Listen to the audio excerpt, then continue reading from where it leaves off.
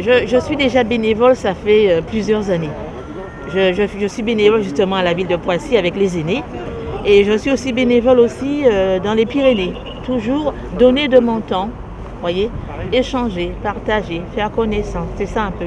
Et bien sûr, on leur dit à la prochaine, au prochain Dans cette rendez-vous. crise sanitaire, c'est vrai qu'on a la chance d'avoir des réservistes. Donc Nadia, elle s'est engagée, elle a signé une charte d'engagement avec le maire de Poissy, de façon à pouvoir intervenir et venir en renfort des services municipaux lorsque nous sommes en état de crise. Donc elle est intervenue au mois de janvier quand on a eu les inondations, et là elle intervient donc dans une nouvelle type de crise qui est cette crise sanitaire.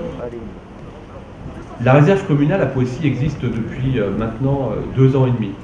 Nous l'avions mis en place avec des citoyens qui se signalent pour venir apporter leur contribution.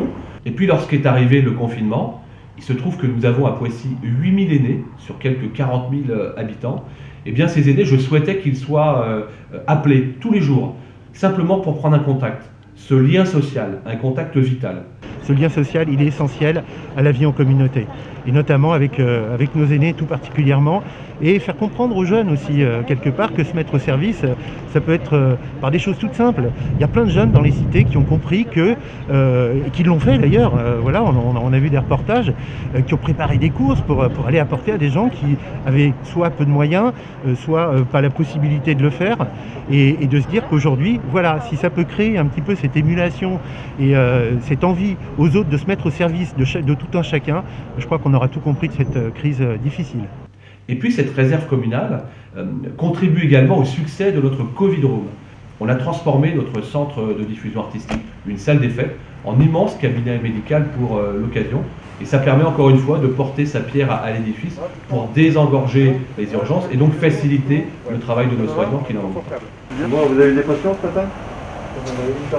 Une personne. Les patients sont adressés donc au centre soit par leur médecin traitant, soit par le SAMU, ou alors ils prennent rendez-vous eux-mêmes. Ensuite, la personne de l'accueil donc les fait rentrer.